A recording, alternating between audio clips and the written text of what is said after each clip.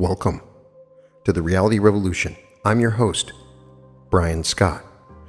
I have an amazing new lecture, and it inspires me to do a meditation. It's been a while since we've found a new technique from Neville in the lectures that we've read.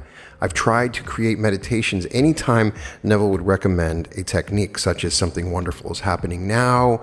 I have 4 or 5 using his techniques. Feeling money raining down is one of them that comes to mind. This one is falling into your states, and I'm fascinated by this. It's called Occupant or Inmate, and we'll see if we can create a meditation out of this. Are you an occupant or inmate? Let Neville Goddard answer that question. Occupant or Inmate, delivered on November 22nd, 1966. Tonight's subject is occupant or inmate. An occupant dwells in, one who establishes title to unknown property by dwelling in it. An inmate is confined, as in a prison or asylum. An occupant is free to come and go. Chances are he doesn't really move and remains just where he is. The inmate feels he can't move, feels he's restrained by law. He doesn't know he's just as free as the occupant and vice versa. The occupant is free by our standards. The inmate is not free. But by this law, both are free. Christ is what God means by man. If you know who Christ is, then Christ is what man means to God. Christ in you is the hope of glory. Colossians 1:27. Let us make man in our image. Genesis 1:26. Christ is the very image of the invisible God. Colossians 1:15. So I say, Christ is what God means by man. If you know who Christ is, I tell you, he is your own wonderful human imagination. Then that is what you should mean by God. So you tie God and man together. God is man, and man is God. God is infinite man, and man, confined to his senses, is finite God. So tonight, I'm going to try to show the difference between the two and how both really are free, though they don't know it. In the beginning of John, they asked him, "Where do you live?" He said, "Come and see, follow me." Well, to follow him is to move, isn't it? If you said to me, "Where do you dwell?" and I said, "Come and see, follow me," and then I start and you follow me, aren't you moving from where you are to where I'm going to take you? So here we find motion. Come with me. I'll show you where I dwell. Where do we dwell? That state to which we constantly return constitutes our dwelling place. It is a state. For example, a lady called to say people don't like her where she works. The same pattern has happened many times, one job after another. She knows they don't like her. When I tell her, "Do you realize the whole vast world is all imagination?" No, not for a moment can she grasp it. The world of reality is the world of imagination. And you imagine that you are talking against you and don't like you time after time. Then where are you dwelling? Well, tonight, I want to show you all how to move.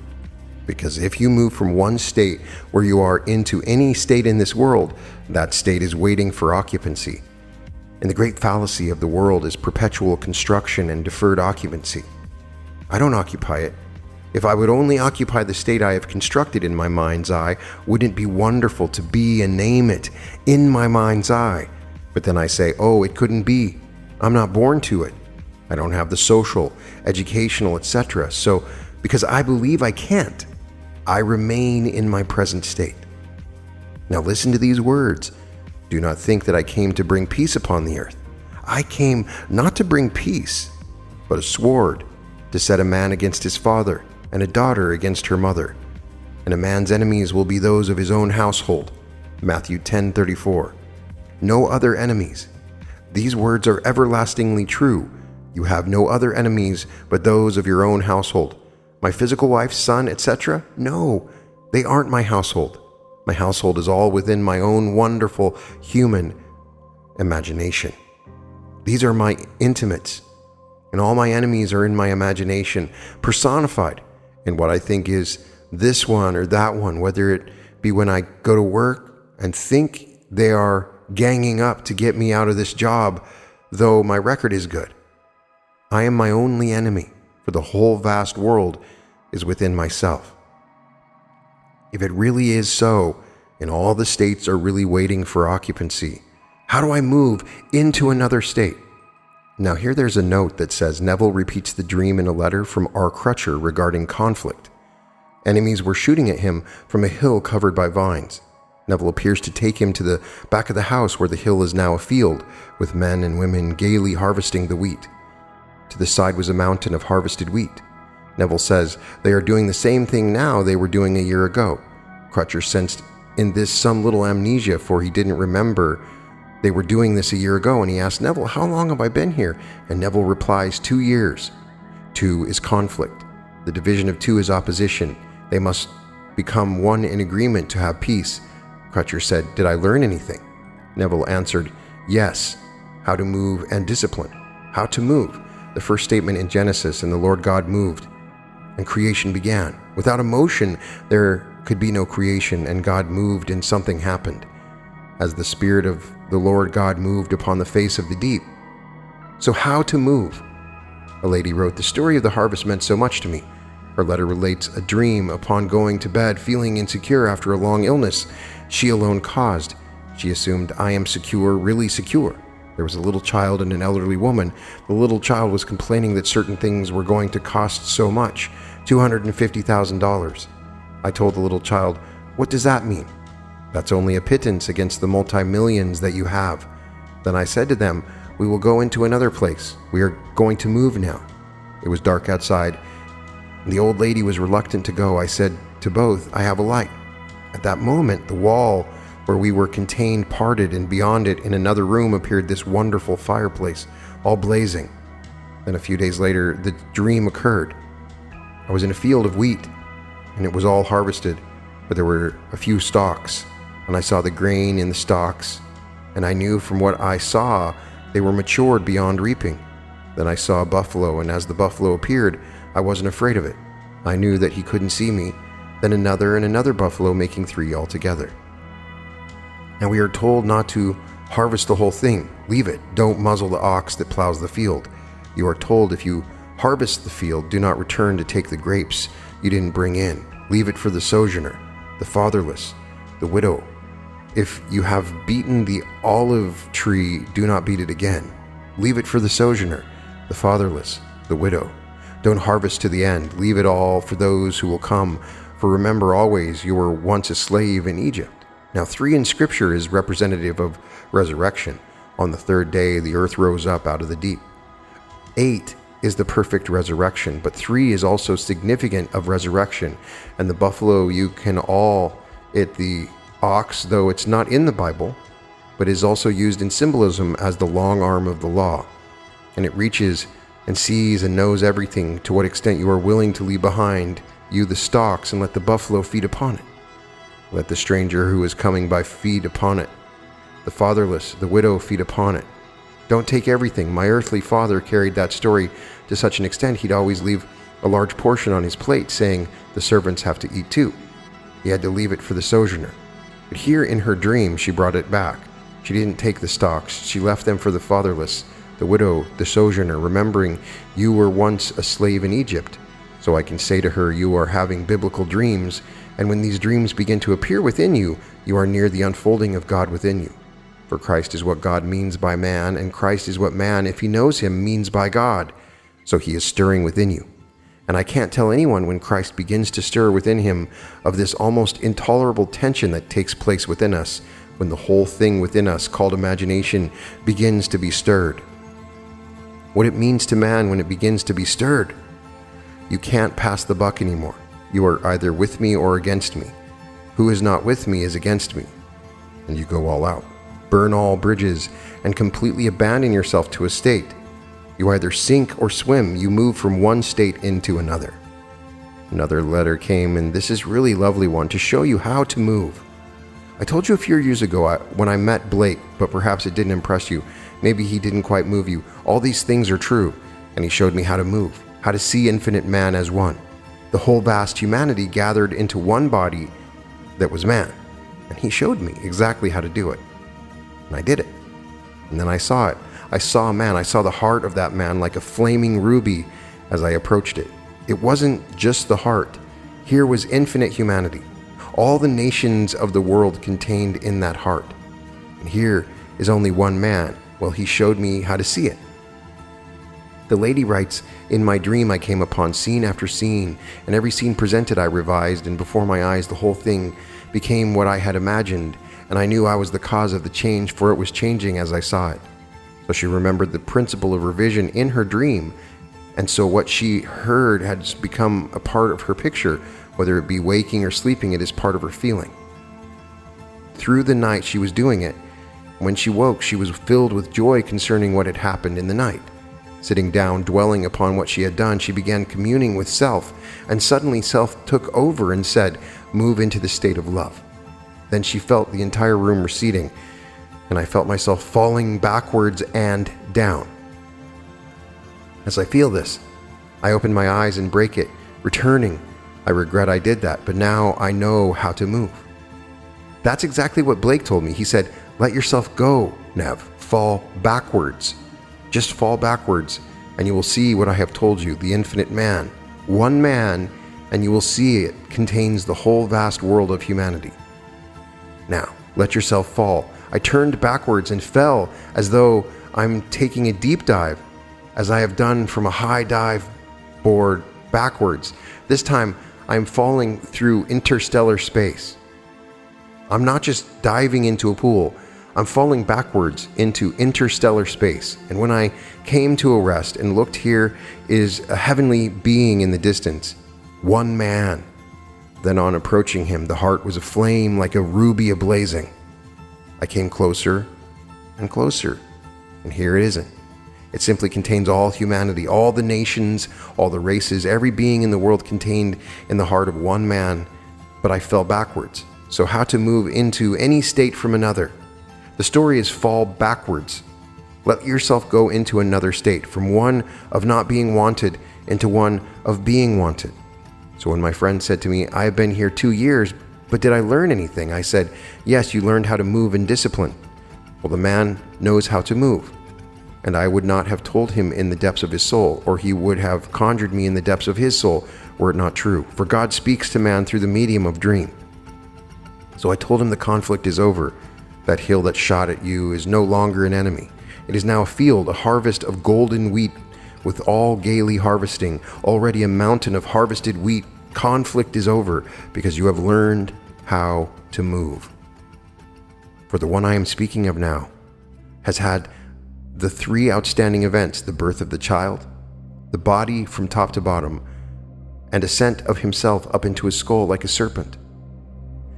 He now only awaits the descent of the dove. So he is the one that I took at the door and led him to the back of the house. The back of the house is where Moses led the sheep. He was the great shepherd and led the sheep to the back of the mountain when he saw the mountain. So Crutcher saw this, and when he walked into the house, it wasn't that what it was before, simply a drab thing, but a place. So are we occupants or inmates? Am I an occupant? Then I should be able to move wherever I want to. But I usually go back to the same place night after night.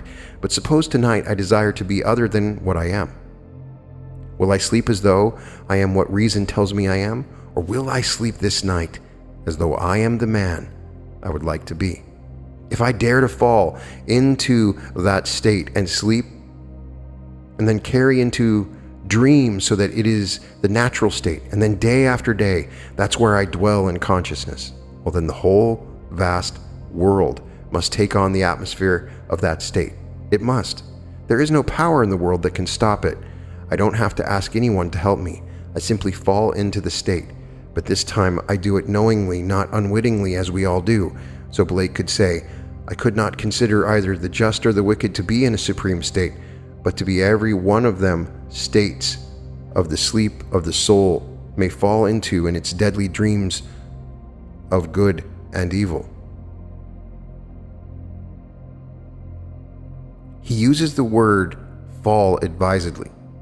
Blake never used a word in some loose way.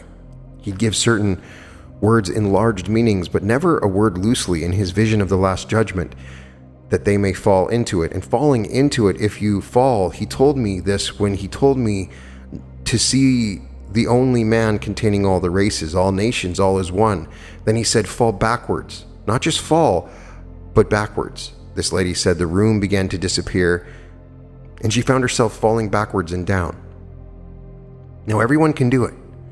No one is less than the other. Christ in you is the hope of glory, not the Christ in that one or that one. Christ in all man. Let me repeat, Christ is what God means by man. Let us make man. Are we not told in Galatians we bring forth Christ? Then in Timothy how he remains with us in labor until Christ be formed in you. Is he not forming his perfect image? And that is Christ. So he is saying, let us make man who is Christ. Christ is man. And when man knows who Christ is, that's what he means when he speaks of God, for we are one. God became man that man may become God. We are not some little thing to be cast off. No, we're not. We can be anything in this world that we want to be if we know how to move from one state into another. Here, in this past week, the November 18 issue of Time magazine, a statement from the official press reporter for the Vatican.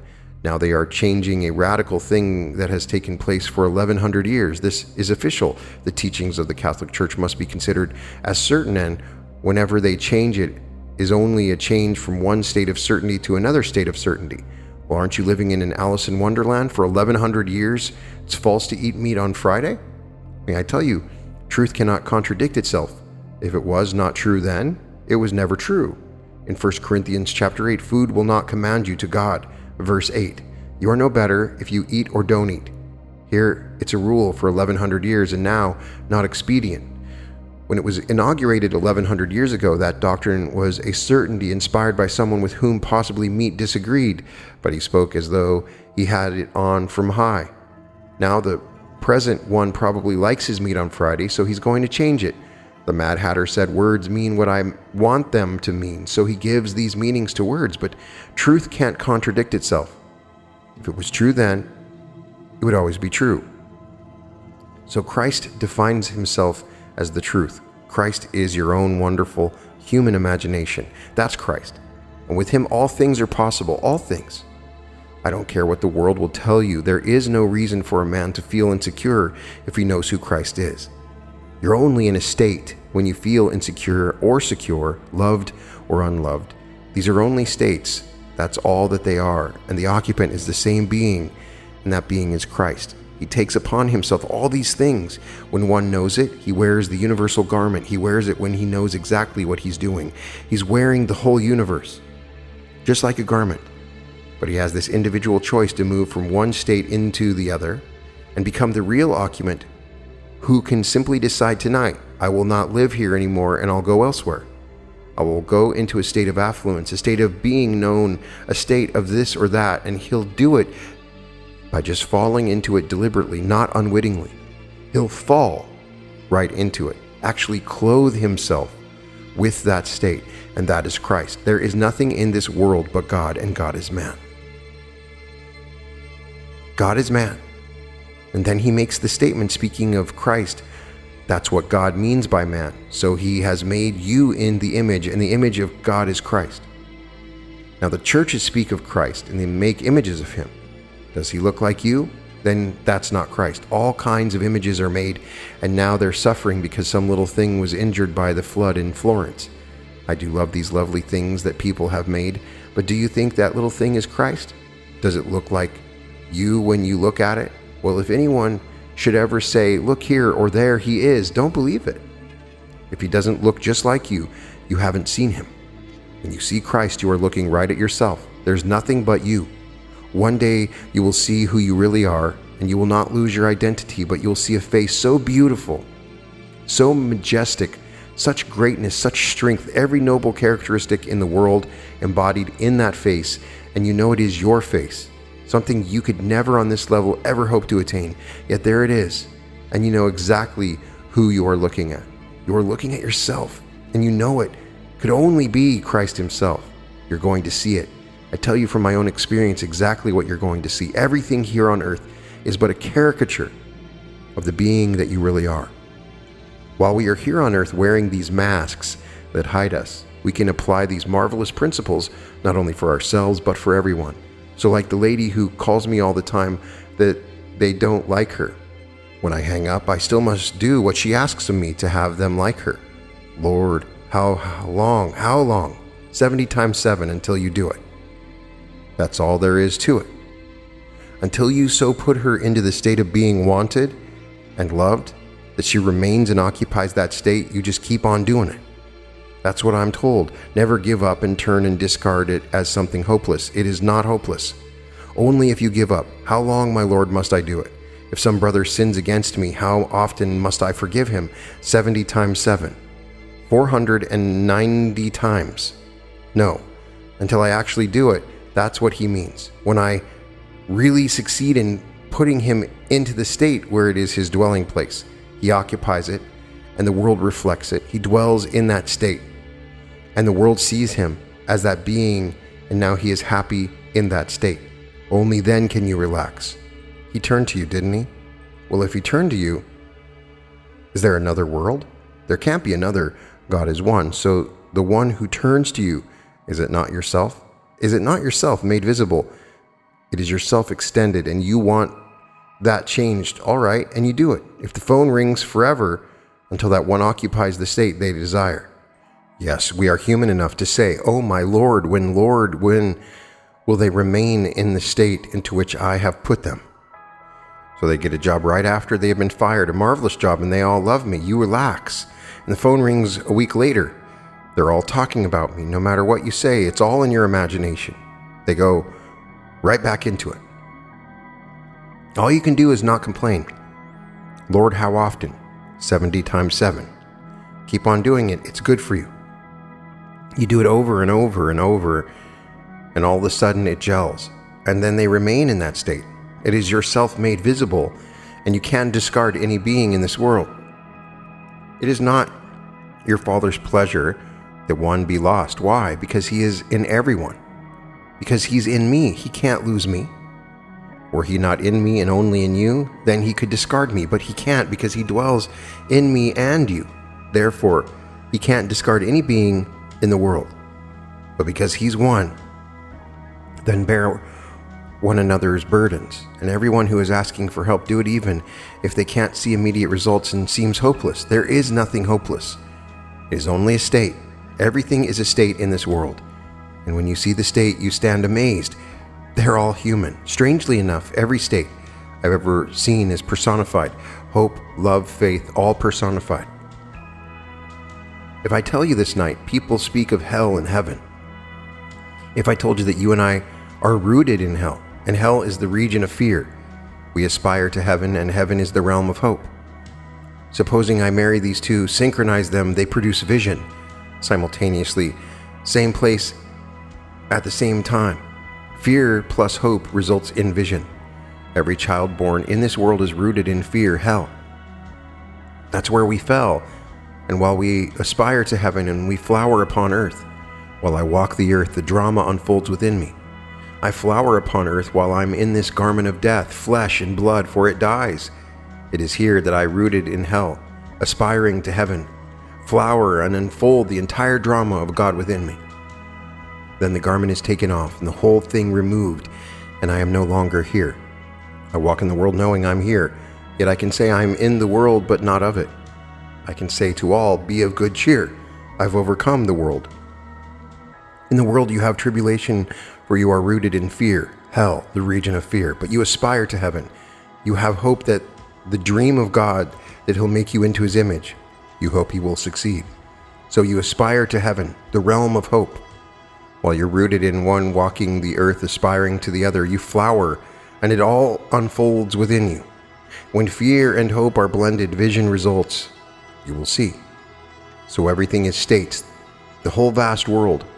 No one can brag. It doesn't matter who he is, wise or fool. So what? Only states. If the wise man falls into the state, Emerson died as an insane person. So when he died, he was not in the state of extreme wisdom. And they all said, how can a man so great fall into that state? They don't realize that when imagination is stirred within man, that enormous tensions take place in man.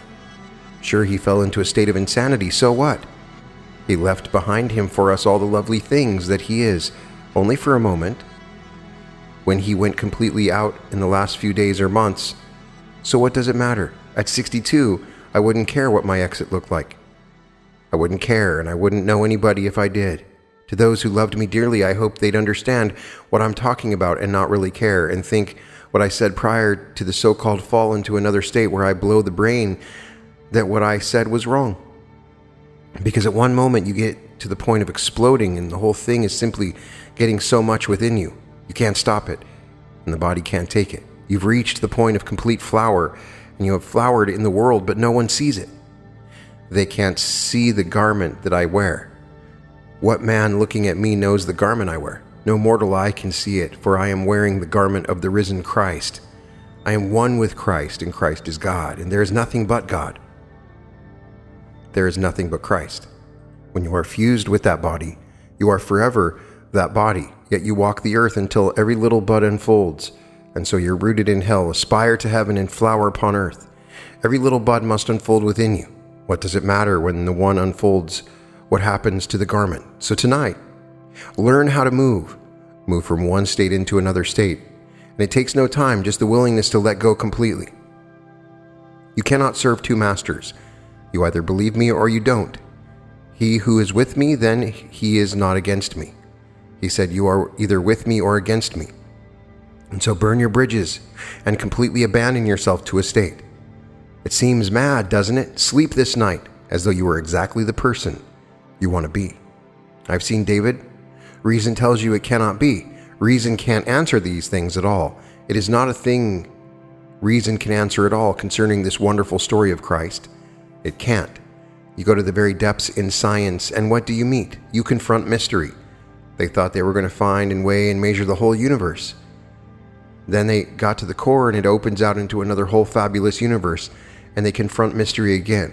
Can't reach a core. They think they do, and it becomes like an onion, once more, layer after layer. You find it only within yourself.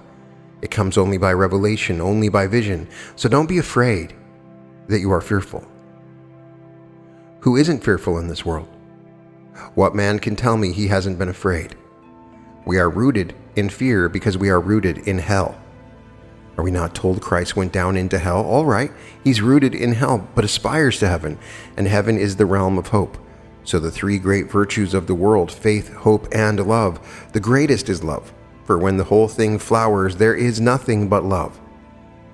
In spite of all the horror in the world, it is love guiding everything in the world. So in the end, not one will be greater than the other, because there is no other, only one, all one. So tonight, try it. Try this simple little technique of falling. You can feel it. Sit quietly so you won't physically fall and hurt yourself. Get on the bed and try to get the feeling of falling backwards, knowing where you're going to go. Don't fall just to any state. You're going to fall into security. Let yourself go. Don't open your eyes because you feel yourself falling. Just let yourself go. You won't die. No, not really die. Weren't you told that by the serpent, not really die? So you fall and fall right into a state, and you'll find it natural and get into it. Natural to be in that state. And then from then on, you'll find yourself returning to it more constantly. And the state to which we most constantly return constitutes our dwelling place. So where do you dwell, Lord? Come and see. And you move. If I say come and see, you're going to move. Everything remains just as it is unless man moves. This world will remain completely what it is until I move. If I move the slightest little way and look at the same room, I see it from a different angle, so I see it differently. So don't hail anyone as a great important person, and don't put anyone down. They are only in states, though they did not know it. The majority knows nothing of what you've heard, but as you are told, thank you, Father, that you hid these things from the wise and prudent, and revealed them unto babes, for such was thy gracious pleasure. Matthew 11:25. You aren't going to find it in books or by scientific research. You hear it right from one who experienced it, and you either believe it or you don't believe it. If you believe it, you can test it. As Lord Lindsay of Oxford University said to some ministers, "You ministers are making a mistake. In your pulpits you are arguing for Christianity, and no one wants to hear your arguments. You ought to be witnessing. Does this thing really work? Then share it with the rest of us." He was speaking on this level, moving from state to state, not the promise. The promise comes as the tree begins to flower. Flower on earth. That's the promise. But until the promise unfolds, then share what you have discovered in this mystery. Share it with us so we can all enjoy it afterwards. All enjoy freedom, all the lovely things in the world. Tonight I hope you have heard enough to want to test it. Test falling into the state desired, and remain in it long enough to make it natural. If you make it feel natural, it's like you will go home tonight. It will seem natural to go home, and you'll feel so relaxed when you do get home. It's been home for several years, so you go in and take off your clothes, shoes, socks, and simply feel so good, so relaxed, and you're at home. No matter what home is, it's accompanied by a certain feeling. Now make something else that is far more lovely place or more marvelous state so you feel comfortable in it. The average person, if you take them into the same palatial place tonight, wouldn't feel at home. They'd feel ill at ease because they aren't accustomed to it. You can feel ill at ease in any place in the world, and it is yours. It's entirely up to you. At the end of these lectures, Neville would give 2 minutes of silence. Now, let us go in to the silence.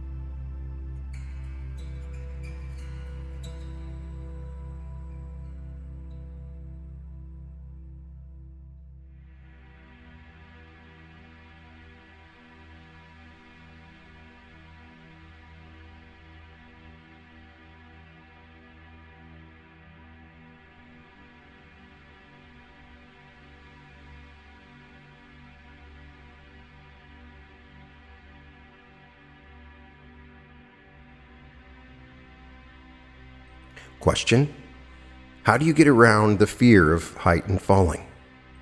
Neville says, lie on your bed and know you are there. Then you can induce a sensation of falling while you can't physically. If the garment is secure, you don't want to fall and be injured, then in your imagination have the feeling of falling into the most glorious state. Reason will tell you your body is secure, it won't fall. Then let yourself go. What can go but your wonderful, immortal, eternal imagination? That is all. Just let yourself go. And this concludes Occupant or Inmate, delivered by Neville Goddard. A couple things about this lecture. First of all, it does say that parts of it were slightly abbreviated and typed by someone else in the version that I'm reading. So it does feel like maybe there's a portion missing, and maybe that's why I haven't read it so far up until now. Also, the numbers for this are interesting. The date it was delivered is 11/22/66. This particular lecture is quite different than any other lecture that Neville has done. And I don't think I remember him mentioning this particular state or the story he tells about when he meets Blake. We've briefly discussed his meeting with Blake, and he's talked about it a couple of different times. William Blake, the amazing poet and artist who he considers a prophet from the Bible. In this particular session, he's talking about a technique that Blake taught him. Blake says that you have to fall, and he does this, and he sees the real man in the heart of all mankind, and that you can enter into states by falling. I've heard reference to this on a metaphysical level in lectures by Sadhguru, who says you fall back, and that one highly elevated state is falling back forever. It's a feeling what you're falling back. So I am inspired to create a meditation where we fall into states. Based on this, we can fall into states and imagine seeing the real man, and I think that would be an amazing meditation, and I'll definitely do it. Probably soon, like the next time I record an episode.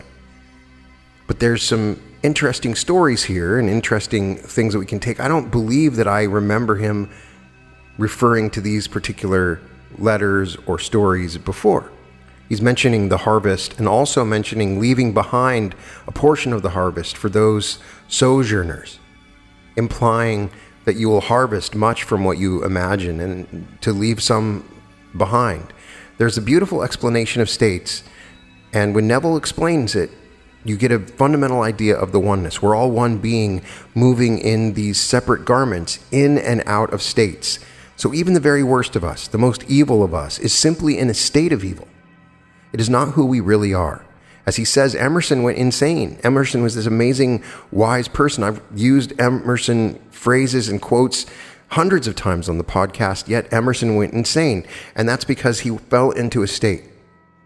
It doesn't matter what state you're in. You might be in an amazing state. You can slip out of the state. So here we have a technique in which we can enter into states by laying on the bed and imagining falling back into a state as he describes it. Try this technique out. Let me know how it goes. Remember what he's saying as you go to sleep. The state that you enter into, the thing that you imagine, is what you're going to see outpictured in your world. Now, we've said that hundreds of times, but it's important that you understand that that is what's happening. Fall into the state that you wish as you go to sleep. The question being, are you occupant or inmate? And there is a feeling for many of us that he is addressing, the feeling that we're stuck in this world. We're stuck in this state, that we can't escape, that it feels impossible. All things are possible, but you're not an inmate. You're not in jail. You are free to enter into another state. And the occupant and the inmate are both free, as he describes here. And you are the occupant. And if you don't like the world that you're in, shift into another state that you would prefer. It softens the blow. As he says, we're rooted in hell. This is a world of fear. And this fear has created the world around us. We're rooted in this fear. And until you have Christ awaken within you, you're always going to have this fear. And he says, of course we're fearful. Of course everyone fears. It is just part of this hell that we're rooted into, but we must look to heaven and flower into heaven. And we can do that. And as we do this falling into states, he links it here to the man who's already experienced 3 portions of the promise. So understand that as you go about entering into states, you begin the process of flowering. He is linking the two. So when you enter into the imagination more and more, shifting into better states, that's when you begin to flower as Christ consciousness in this body. You end up having 2 bodies, the body that we yet can't all see until you move on and you flourish in this new body. So the girl at the end asked the question for people that do that technique, are you afraid of heights? And so he does answer it. I'm sure that there's going to be people that are afraid of heights and it won't work. But if you're not afraid of heights, what an amazing, interesting technique that we can try to fall into states. It's similar to quantum jumping, but perhaps differently. And he is talking about a channeling or experience where he met Blake, and Blake told him to do this. So in any case, you can find all episodes of The Reality Revolution at therealityrevolution.com, now available at newearth.art. Powerful 4th density technologies. art magic, sigils, images designed to magnetize and broadcast specific energies and intentions. You can access these images to help you find true prosperity, large sums of money, true love, radiant health, and spiritual enlightenment, with unique portals into the new earth. These images are available for you. You can acquire prints of any image. You can acquire magnets, mugs, iPhone cases, t-shirts, hoodies, greeting cards, coasters, and several different gallery wraps and styles of canvas. You can also get these images in a variety of different sizes and dimensions. You can purchase these in a variety of different ways, and they are here to enable you to transform your life. You can go to wall previews and look at these images, and you can check them out with different dimensions. In many cases, you can get images up to 72 inches for any of these images. They are designed as unique technologies for you to look into, infused with magical light at www.newearth.art. Welcome to the reality revolution.